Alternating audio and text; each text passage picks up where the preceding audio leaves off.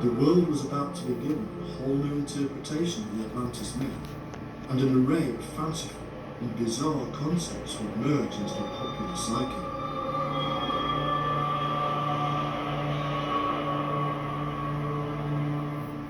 The Theosophical Society would take it all, mould it, and repackage it in The Secret Doctrine by Madame Blavatsky. The book, she claimed, had been originally dictated in Atlantis itself.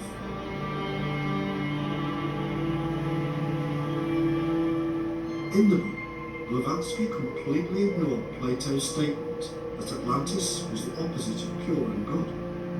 Instead, she described them as cultural heroes. They were part of what she called a root race, succeeded by her own Aryan race.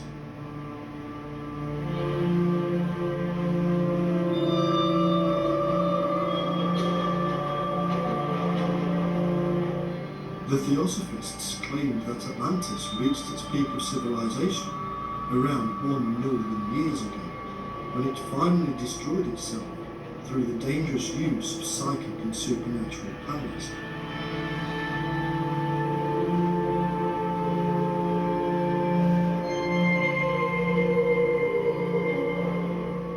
There is absolutely no evidence for any of the claims, other than their own self-professed psychic abilities to communicate with the Atlanteans.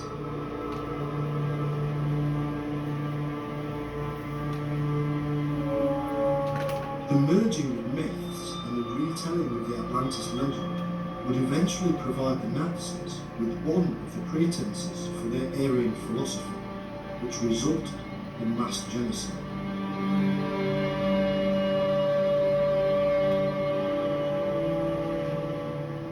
In 1934, Julius Evola claimed that the Atlanteans were Nordic supermen who had originally come from the North Pole, and others followed suit.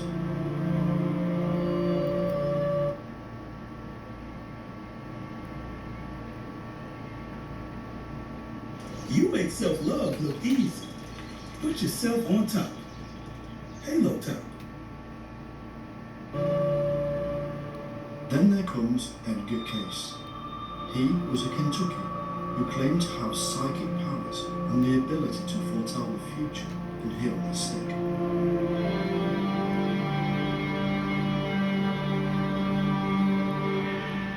During his moments of insight, he would reveal that many of his followers were in fact reborn Atlanteans, and by tapping into their collective unconsciousness, he could describe what Atlantis had been like. Disappointingly, one of his predictions failed to come true, that Atlantis would rise from its watery grave in the 1960s.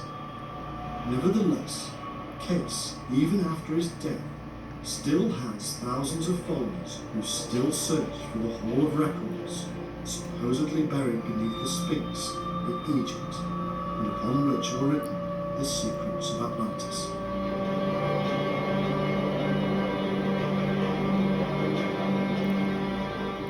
This creative surge surrounding Atlantis is now in the popular psyche.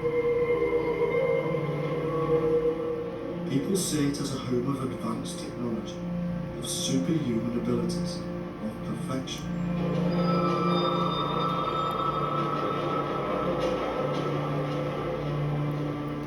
Powerful energy crystals and mysterious magical waves pushed aside any concepts of a real city-state inhabited by real people.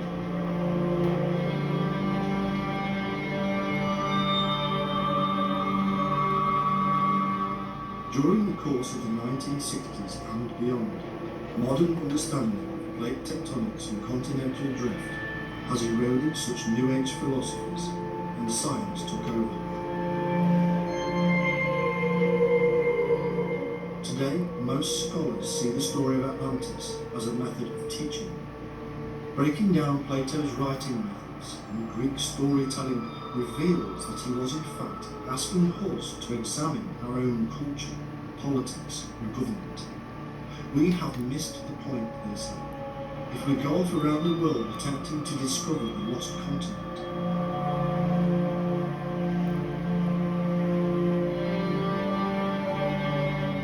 Others still point to Shrine and how he actually found the city of legend from Greek myth.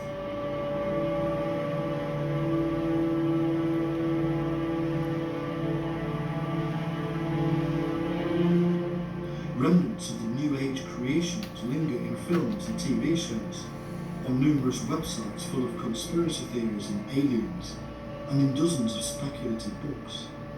But the mainstream scholar has, on the whole, come to terms with the fact that Atlantis, as stated by Plato, never really existed.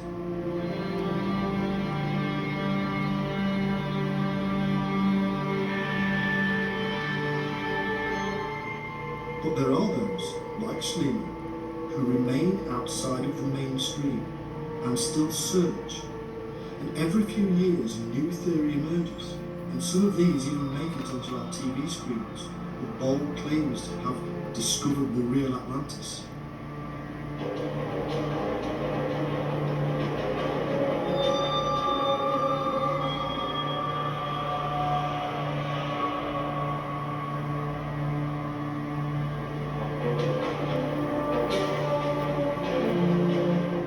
So where should we look? Where is this ancient place? Is it in the realm of thought and philosophy? Or is there a possibility that it might have once existed, like Troy?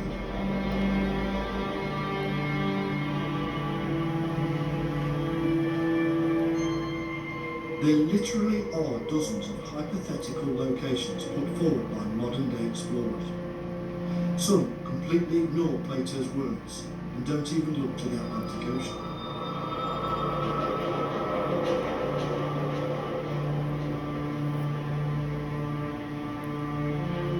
A lot of the locations have similarities to the Atlantis tale, such as a catastrophic ending, waterways, and existed close to the time frame.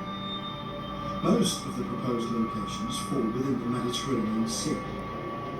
Sardinia, Crete, Sicily, Cyprus, Malta, and the most popular one, Santorini.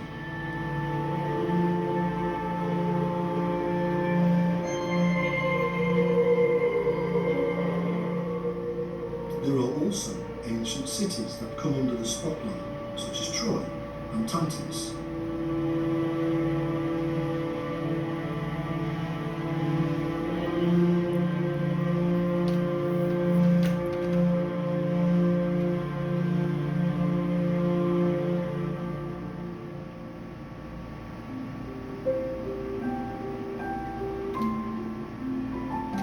Our first port of call is the most popular, Santorini.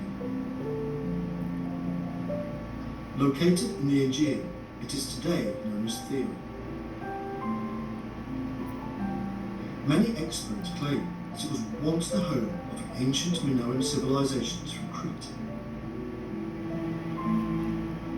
Seen as a wise and cultivated society, it is easy to understand how they may have been seen as Atlanteans. Like the people of Atlantis, the Minoans worshipped the bull, and this has been used to link them together. But the problem remains that many cultures of the period, such as the Egyptians, worshipped the bull as well.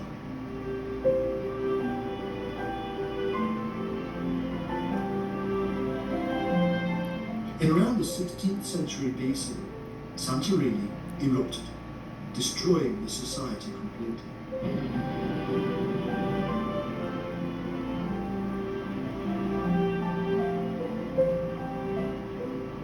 Caused a massive tsunami that also destroyed the Minoan society on Crete and spread disaster far and wide, with flooding as far as Egypt. It is speculated that this disaster influenced Plato and his storytelling. But it is thousands of years too late for it to be Atlantis.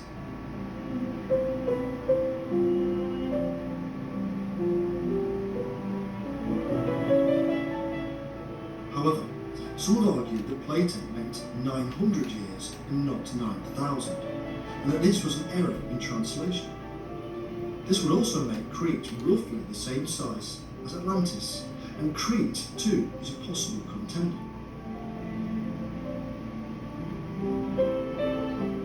Further afield, the Bosphorus and Ancona in the Black Sea have been suggested, but with very little acceptance.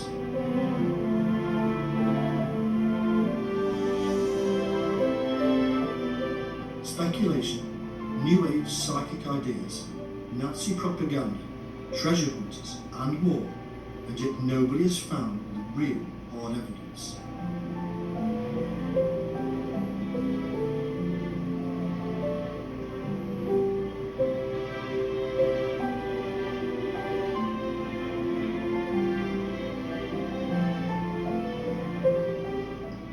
A television team working under Professor Richard Freund actually claimed to have found evidence for Atlantis in Andalusia.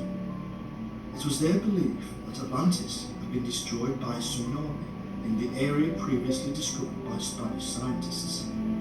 The team used satellite imagery of a suspected submerged city north of Cadiz and found what they believed to be a multi-ringed ancient dominion.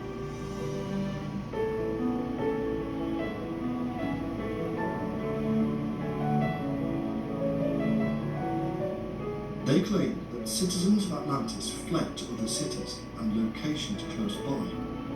However, Spanish scientists have completely dismissed the speculations, calling the claims fanciful. It has yet to be proven beyond doubt to be the location for Atlantis.